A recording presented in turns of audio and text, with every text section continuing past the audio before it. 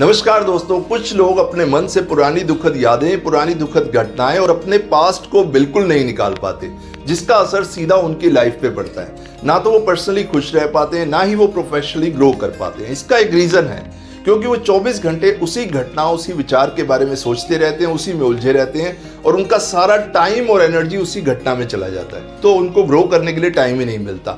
इसको ऐसे समझिए कि उनका जो मन और उनका जो दिमाग है ना, वो एक कोर्ट रूम की तरह बन जाता है। वो खुद ही जज होते हैं, खुद ही वकील होते हैं और खुद ही विक्टिम बन जाते हैं। अपने आप से ही बातें करते रहते हैं कि ये ठीक हुआ, ये गलत हुआ, ये ऐसे होना चाहिए था, ये वैसे होना चाहिए था, जिसकी वजह से वो लाइफ में ग्रो ही नहीं कर पाते, लाइफ में खुश ही नहीं रह पाते। इसको जरा ध्यान से समझिए। मान लीजिए किसी का डिवोर्स आज से 5 साल पहले हुआ। 5 साल पहले डिवोर्स हो चुका है, लेकिन आज भी वो यही सोच रहे हैं क्या ये ठीक हुआ या गलत हुआ। मान लीजिए किसी को उसके रिश्तेदारों ने इंसल्ट किया आज से 5 साल पहले या 10 साल पहले, आज भी वो इसी विचार को पकड़ के बैठे हैं कि मुझे 10 साल पहले इंसल्ट किया गया था। मान लीजिए किसी का ब्रेकअप 2 साल पहले हुआ, वो आज भी उसी ब्रेकअप में उलझे हैं। आप जानते हैं ऐसा क्यों होता है? ऐसा इसलिए होता है क्योंकि वो सब चीज़ें आपकी इमेजिनेशन में आज भी जिंदा हैं। हालांकि वो मेमोरीज हैं, वो मेमोरीज हैं, वो रियलिटी नहीं है, वो रियल में कहीं भी नहीं है, वो आपकी इमेजिनेशन में है।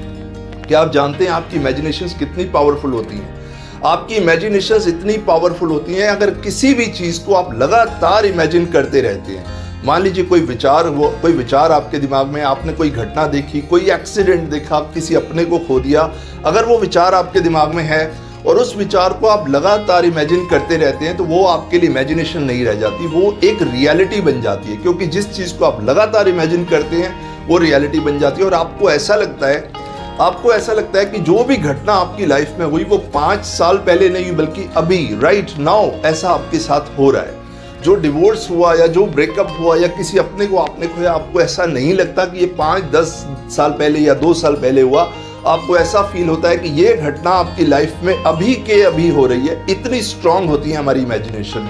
जब तक ये मेमोरीज आपकी इमेजिनेशन में होंगी, तब तक आप अपने पास्ट से बाहर नहीं निकल पाएंगे। तो बहुत ज़रूरी है कि अपनी इमेजिनेशन से इस सारे गार्बेज को बाहर निकाला जाए।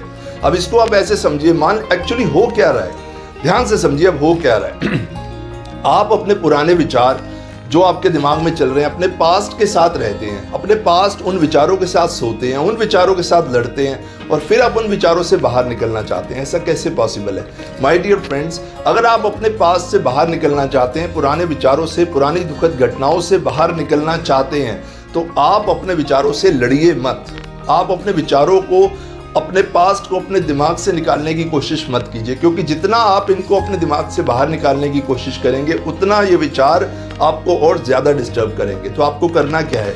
आपको करना ये है कि आपको अपने विचारों के प्रति जागरूक होना है। आपको अपने प्रति जागरूक होना है, अपनी सेल्फ अवेयरनेस को बनाना है और देखना है किस तरह के विचार आपकी ज़िंदगी में आ रहे हैं, किस तरह के विचार आपको डिस्टर्ब कर रहे हैं, और फिर आप देखेंगे कि ये सब विचार आपके पास आने बंद हो जाएंगे। अब इसको ऐसे समझिए, अब होता क्या है, आपके अंदर आप एक ब्लेम गेम खेलते हैं। जब एक विचार आपके दिमाग में चल रहा है तो आप एक ब्लेम गेम खेलना शुरू कर देते हैं।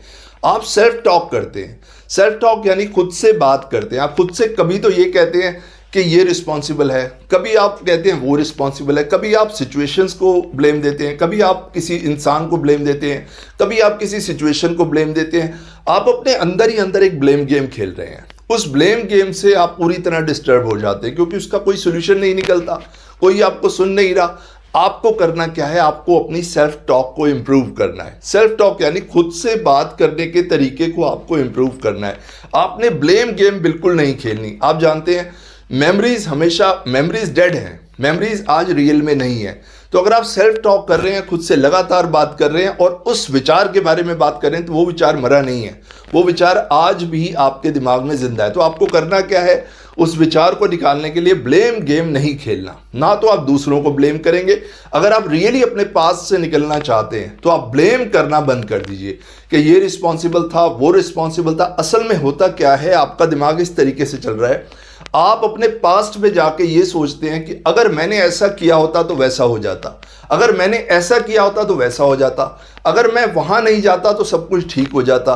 कई बार आप दूसरों को रिस्पॉन्सिबल बना देते हैं, कई बार आप खुद रिस्पॉन्सिबल हो जाते हैं, तो कहीं ना कहीं आप उलझे हुए हैं ब्लेम गेम करने में। तो ना तो आप दूसरों को ब्लेम कीजिए, ना खुद को ब्लेम कीजिए, एक गिल्ट फ्री लाइफ जिए। जब आप गिल्ट फ्री लाइफ जीने लगेंगे तो आप देखेंगे धीरे धीरे आपके पुराने विचार और आपका पास्ट आपके अंदर से निकलना शुरू हो जाएगा। प्रॉब्लम ये नहीं है कि आप अपने पास्ट से परेशान है, प्रॉब्लम ये है कि आपको अपने वर्तमान की शक्ति का अंदाजा ही नहीं है कि आपका वर्तमान, आपका प्रेजेंट कितना पावरफुल है।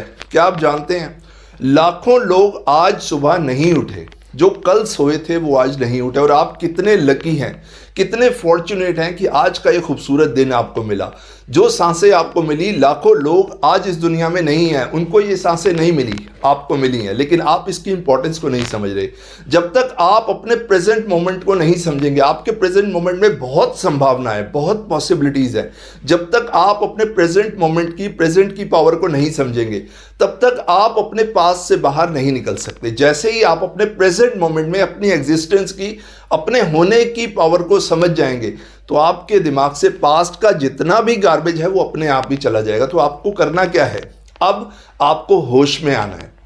ये एक बेहोशी का काम है जो आप कर रहे हैं। बेहोशी का मतलब है जब आप पास्ट में रह रहे हैं। अब आपको होश में रहना है और प्रेजेंट मोमेंट में रहना है। अब आप एक क्वेश्चन खुद से पूछिए, सिर्फ एक क्वेश्चन, कि अगर मैं उदास हूं, अगर मैं परेशान हूं, अगर मेरे मन पे कोई बोझ है, अगर मैं पास्ट को अपने दिमाग से नहीं निकाल पा रहा, क्या इससे पूरी दुनिया में किसी को कोई फर्क पड़ रहा है?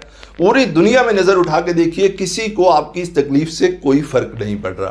फर्क पड़ेगा या तो आपको, फर्क पड़ेगा या फिर आपकी फैमिली को, और किसी को कोई फर्क नहीं पड़ेगा। अब दूसरी बात खुद से पूछिए कि अगर मैं खुश हूं तो इससे पूरी दुनिया में किसी को क्या फर्क पड़ने वाला है? शायद किसी को फर्क पड़े या ना पड़े, बट आपकी लाइफ में एक बहुत बड़ा फर्क पड़ेगा। अगर आप खुश रहेंगे, अगर आप प्रेजेंट मोमेंट में रहेंगे, तो आपकी पर्सनली आप खुश रहेंगे और प्रोफेशनली आप ग्रो करेंगे, और आपको ऐसा लगेगा जैसे आपका रीबर्थ है।